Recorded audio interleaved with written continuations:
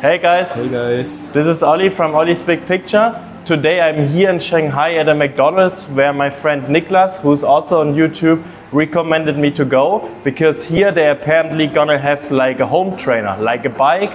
While you can eat your burger, you can sit on the bike, and this was quite popular on the internet. So right now I think we should go and check it out.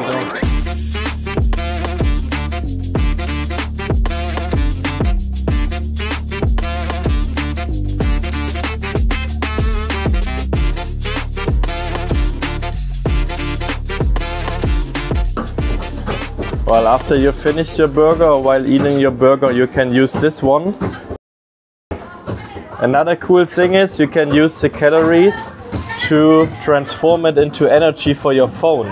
Here they have like a wireless charging, and when you are fast enough, it should charge. Yeah, it's also charging your phone. So you can enjoy the burger, then the burger goes into the bike, and the energy goes back to your phone. But let's be honest, do you think it's comfortable?